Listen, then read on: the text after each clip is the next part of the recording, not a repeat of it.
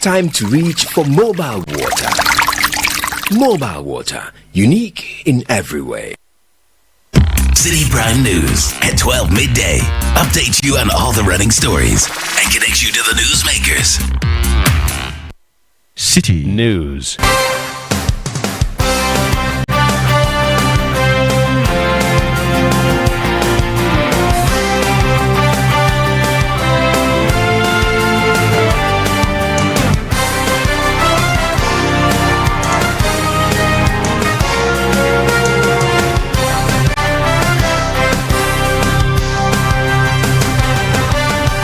It's midday. Hello, good afternoon to you, and welcome to the Citi Prime News. I am Caleb Kuda. This news is live from our studio at number 11. Dr. Martin Lup Inadabaka here in Accra. Coming up, Supreme Court adjourns indefinitely hearing application to injunct processes to determine prima facie case over petitions to remove the Chief Justice from office. He is not a state attorney. He could not come to court. The matter is important that the removal of the Chief Justice. He couldn't come or extend the case to a court by attorney. The deputy attorney was also not a state attorney. He couldn't come. Also coming up, High Court acquits and discharges Asin North's MP James Jachikwesion over dual citizenship charges. And still ahead, government dissolves National Cathedral Secretariat. There used to be a National Cathedral Secretariat in this office. It no longer exists. So there's no National Cathedral. It no longer so exists. who runs that big hole we have? Nobody will answer. This is there. There are outstanding issues. And later, Ghana Union of Traders Association GUTA charges government to recover all missing ECG containers. We want government to do its bit to make sure that we recoup all the losses before they come back to us to have an increment in tariffs.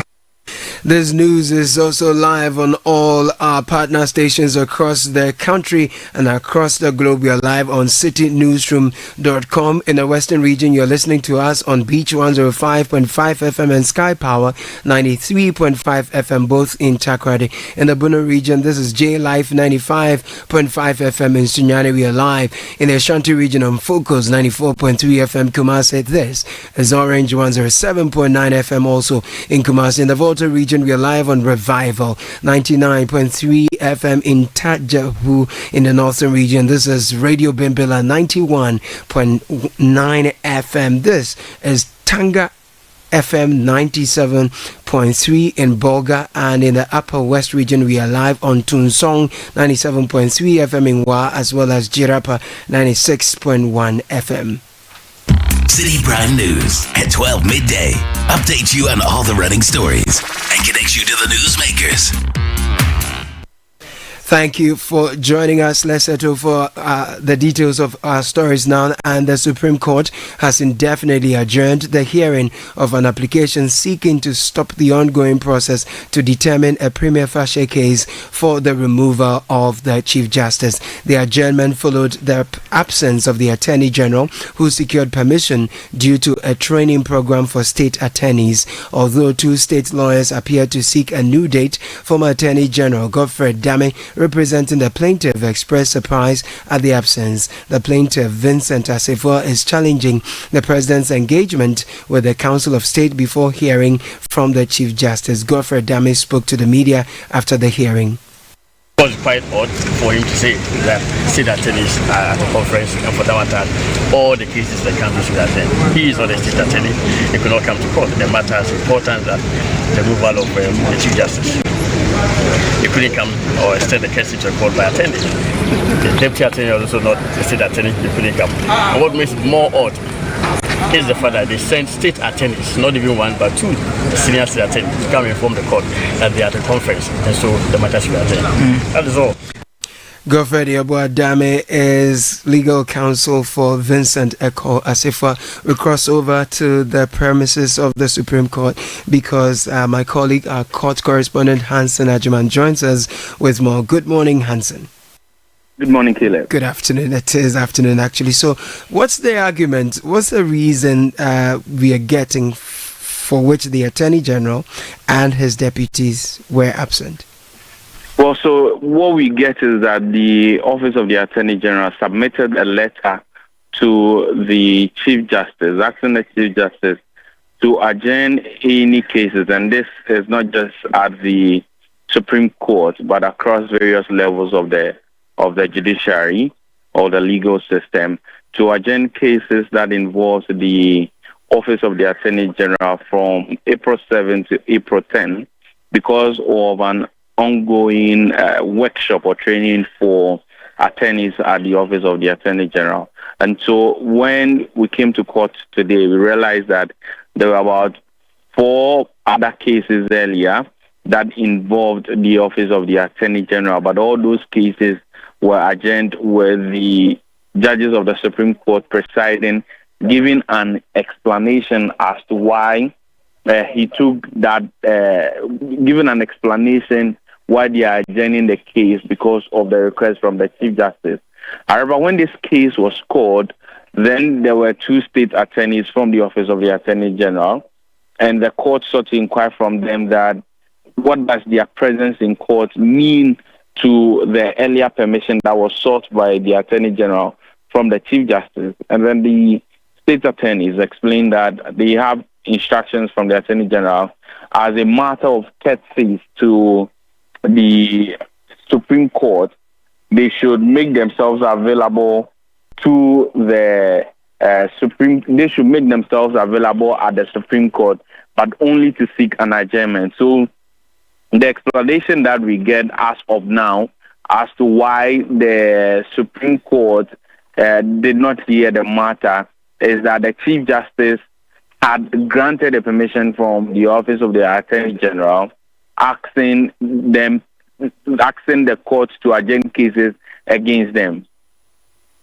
Right. So clearly, the reaction we are getting from the counsel of the plaintiff is certainly one of surprise, isn't it? Caleb, come again. I'm saying that the counsel for the plaintiff is certainly surprised at the turn of events, is it not? Yes. So, as a former Attorney General himself, he says that this is not the first time that the office will be having training for attorneys in the office.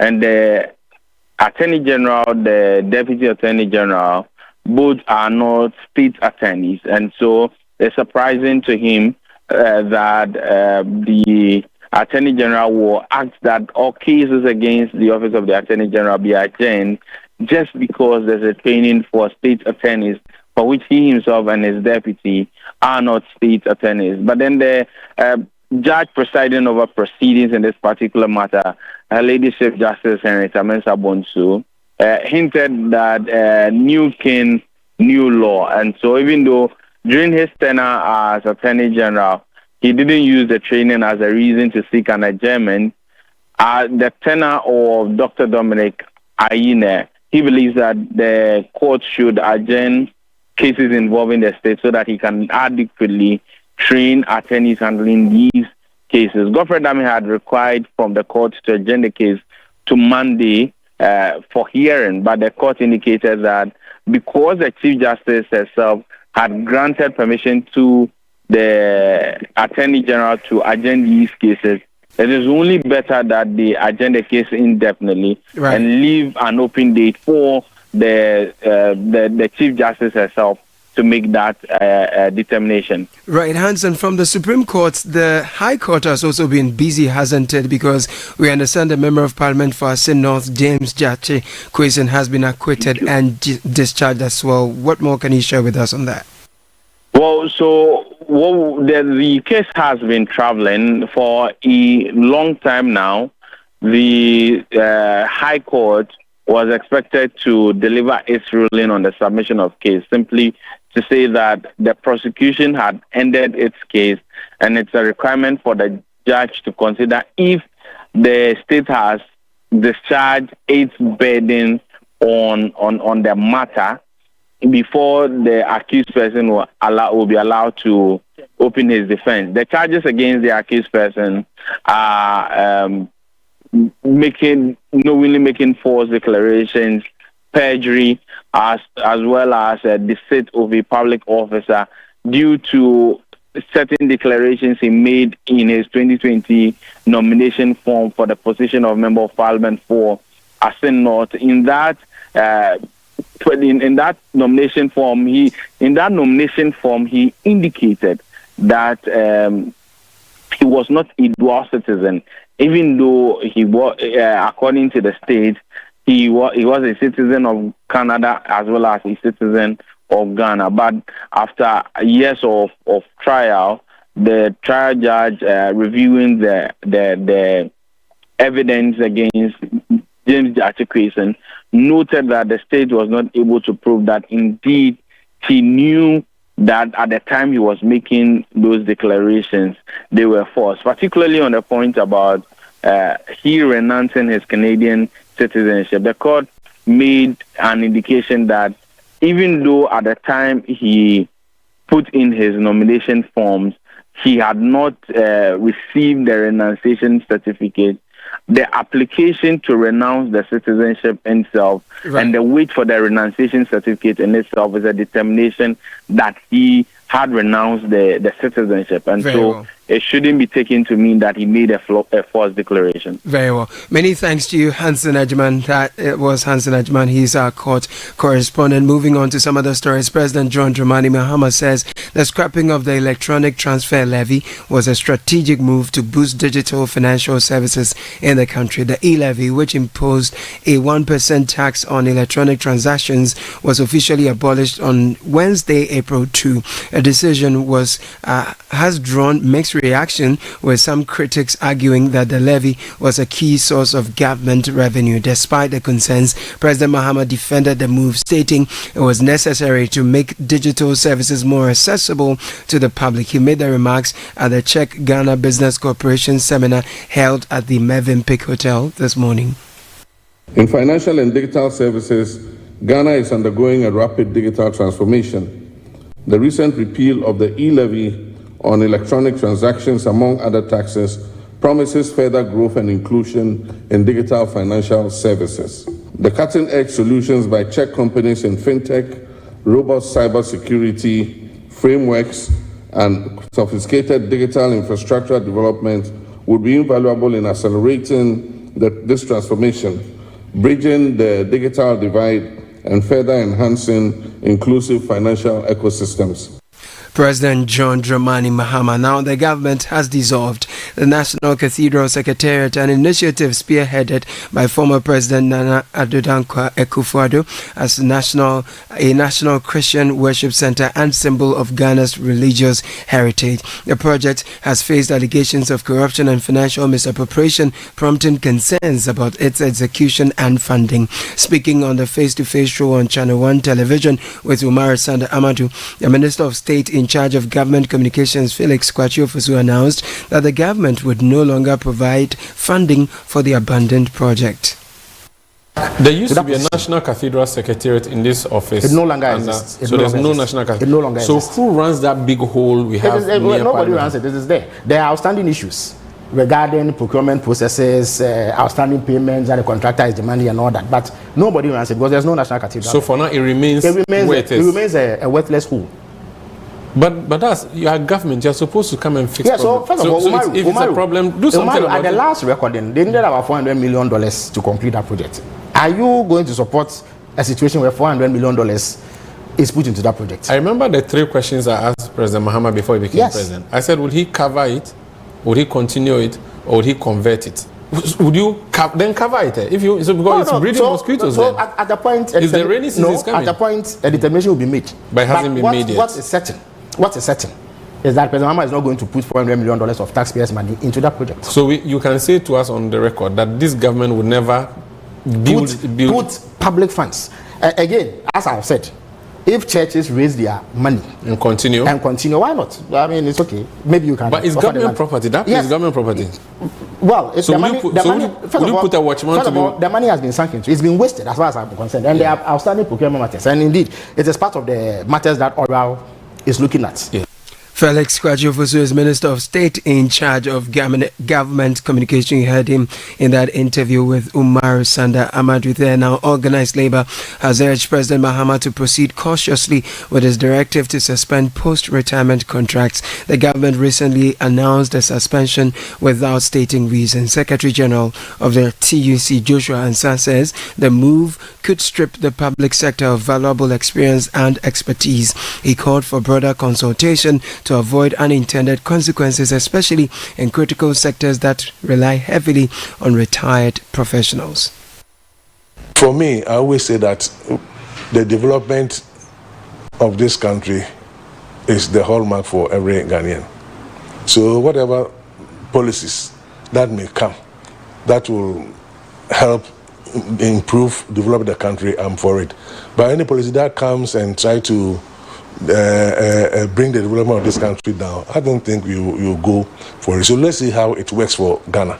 Joshua Ansah is Secretary General of the TUC. You're still listening to the Citi Prime News live from our studio at Tadabaka here in Accra with me, Caleb Kuda. Still ahead, Ghana Union of Traders Association GUTA charges government to recover all missing ECG containers. Stay with us. Citi Prime News at 12 midday. Update you on all the running stories and connects you to the newsmakers.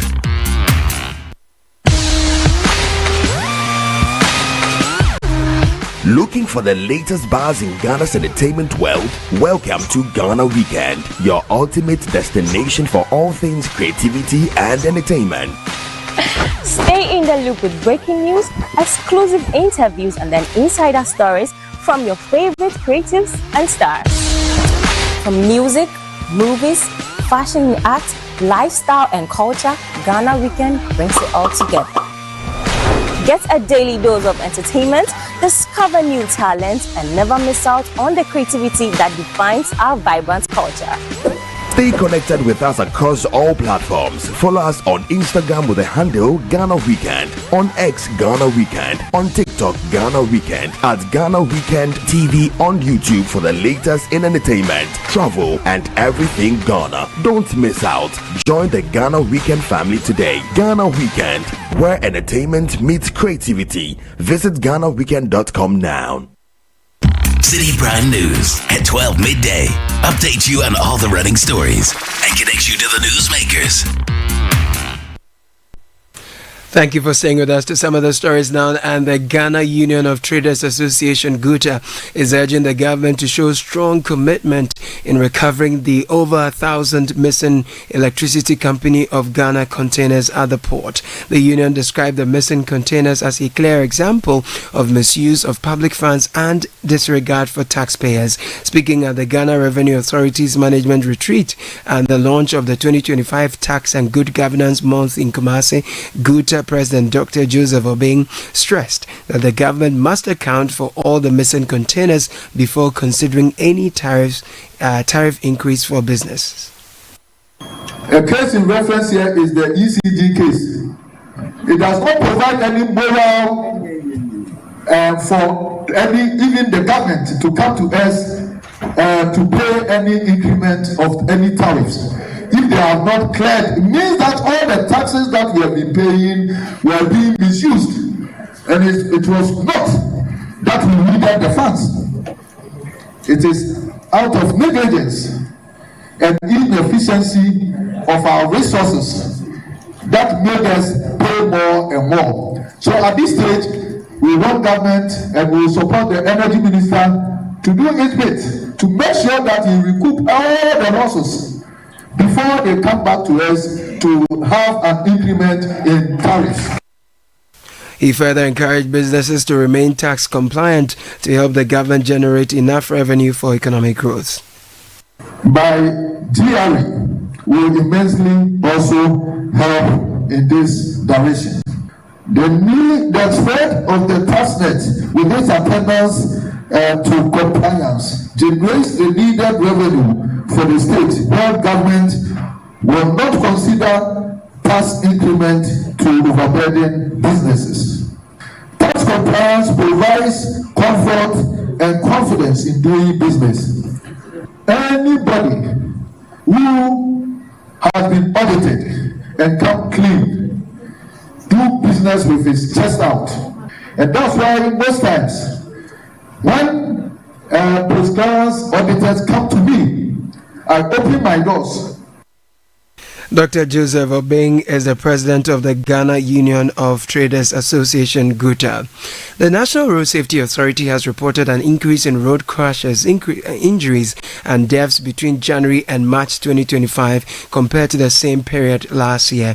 The Greater Accra, Ashanti and Eastern regions recorded the highest numbers of incidents, although Greater Accra saw a 26.7% decrease in fatalities. These figures were revealed in the authority's provisional statistics report during a stakeholders meeting held on Wednesday. Speaking at the meeting, Acting Director General of the National Road Safety Authority, Abraham Amaliba, expressed concerns about the rising number of road incidents.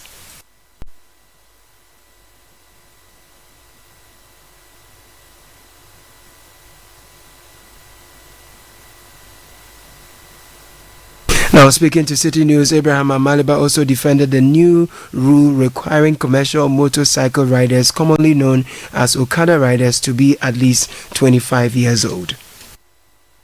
We'll bring you those inserts in our subsequent bulletins, but the Okada Riders Association have been reacting to this. They are pushing back against the proposal by the Transport Ministry to introduce an age limit for commercial motorcycle and tricycle riders. Now, the age limit is 25 years. Now, speaking to Citi News, Public Relations Officer of the Okada Riders Association, Solomon Akpanaba, said proper training is the key to improving safety in the sector, not age restrictions.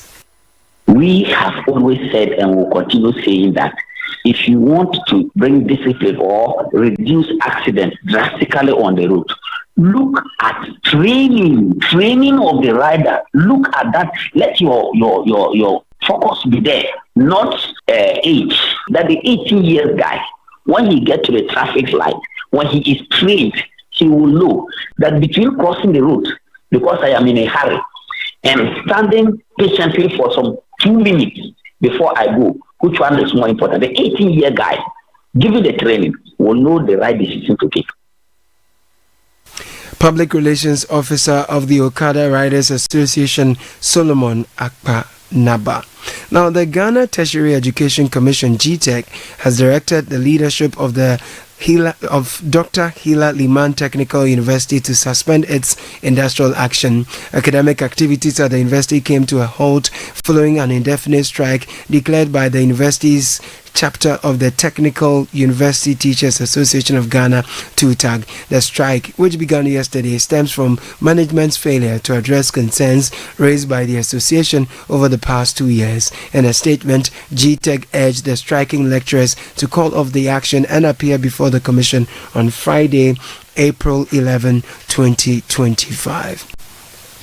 The West African Regional Director of CATS International, Apia Kusi Adumaku, has expressed concerns about the lack of interest from the business sector in consumer protection in Ghana. He pointed out that there was little to no representation of consumers in regulatory decisions, noting that the only body with consumer representation is the Public Utilities Regulatory Commission, PRC. Speaking on the City Breakfast Show, Apia Kusi Adumaku criticized the current system where regulators seem more focused on punishment and income generation. He called for regulators to adapt the approach of using fines to help consumers with valid claims instead of viewing fines primarily as a source of revenue. For most regulatory agencies board, it's only PRC that we have a consumer rep there. So where the decisions are taken, you only have industry players and politicians there, and the issues of consumers are not necessarily much of a concern. I think that regulators, whenever they find service providers, they should be able to use the money to support consumers who have made a valid claim. Unfortunately, it's not what we are facing in this country. I think the regulators are more interested in punishment and fine as a means of what? Income generation, and some of the money also go into the public purse. And I think that is also very wrong, because when regulators see fine as a source of income generation for them, they will be like trigger happy. Always let me just pull this trigger and get money, and they will use the money as part of our IGF. I think that is wrong. Apia Kusia Dumako is West African Regional Director of CATS International. Economist Professor Patrick Esumin has called for strict enforcement of the punishment provisions under the Public Financial Management Act to promote fiscal discipline. His call comes after the Finance Minister Dr. Kasiel Atufosin announced that no ministry, department or agency will be allowed to procure contracts without prior approval from the Finance Ministry, a measure aimed at addressing budget overruns. In an interview with Citi News, Professor Suming welcomed the move and stressed the need for offenders to be punished to ensure compliance. In principle, it's a good thing to do. I just hope that the enforcement is properly done. We've had many situations where you pass some good acts like that and then it's not properly enforced. So the principle of that particular legislation is good. We hope that it will fully and properly implemented. So you don't have people making commitment or making contracts that will commit the gap. It's one of the problems that the GUTA institution faces when it is going to cut discretionary spending. It was because of extra budgetary spending by MMDA. I think the fact that there's a clear statement that there will be punishment for violation, I think we can't call that. If the minister violates the act, who is going to enforce the punishment? Is it that his colleague minister, or who is probably the Attorney General or something, will prosecute his own colleague? I don't know. Economist Professor Patrick Assuming there. Now, a 7-man committee appointed by Sports and Recreation Minister Kofi Adams has been tasked to investigate the death of Nigerian boxer Gabriel Oluwasegun, who passed away at the Kolebu Teaching Hospital in Accra on March 29 following a boxing bout. Within the next 21 days, the committee will examine the circumstances leading to his death and assess whether the event organizers followed proper safety protocols to prevent such a tragedy. Gabi Affair of the Citi Sports Desk has more.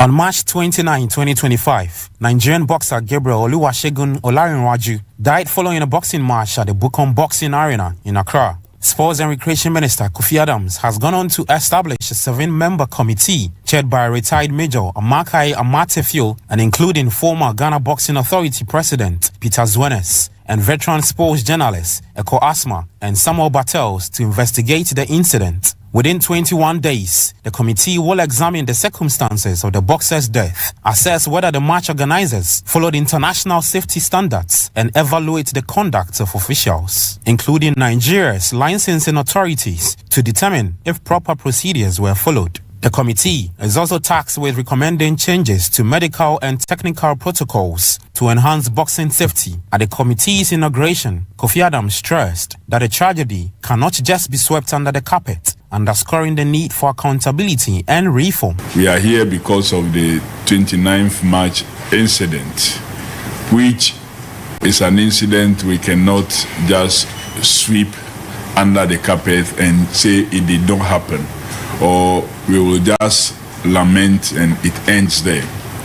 Chairman of the Parliamentary Select Committee for Sport, Ernest Henry Nogbe, also rejected calls to place full blame on the Ghana Boxing Authority amid accusations from the Nigerian Boxing Board and Control over the death of the Nigerian boxer. So I don't see why it should be the worry of Ghana or the GBA, but rather I will blame the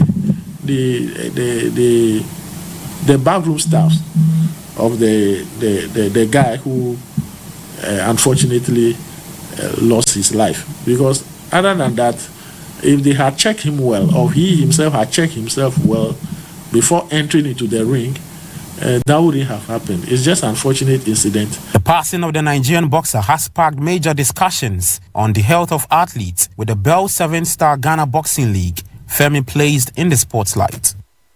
Gabby Affair filed that report. And finally, before we go, as part of its sustainability program and 65th anniversary celebration, Guinness Ghana Limited has marked a significant milestone by graduating over 200 individuals in various hospitality disciplines under the Learning for Life program. The one-week training, held in partnership with the Youth Employment Agency, Technical and Vocational Education Ghana and the Ghana Shippers Authority, brought together participants from diverse backgrounds. Speaking at the event, Managing Director of Guinness Ghana Limited, Felicity Nelson, noted that the training focused on inclusivity, aiming to break the barriers that prevent people from acquiring skills they need. We have maintained our unwavering commitment to building thriving communities where we live, where we work, where we source, and where we sell. The Learning for Life program in Ghana is an example of that commitment in action. So since its local inception, the program has seen significant growth, culminating in today's graduation of 210 young professionals. I was hoping to see all of them in the room today. Hi to all of you. And 123 of whom are women. Well done to you, women. So by offering flexible training schedules and making learning accessible, we have reduced barriers that often prevents our dear women and other underrepresented groups from acquiring the skills they need. Felicity Nelson is the Managing Director of Guinness Ghana Limited, and that'll be all for the Citi Prime News, which has been live from our studio at number 11, Dr. Martin Loop in Adabaka here in Accra. For more news, please log on to citinewsroom.com. I am Caleb Kuda. Good afternoon. Citi News. We speak first. Reach our hotline on 0302 224959 and get interactive on Facebook, Citi 97.3 FM, and on Twitter at Citi 973.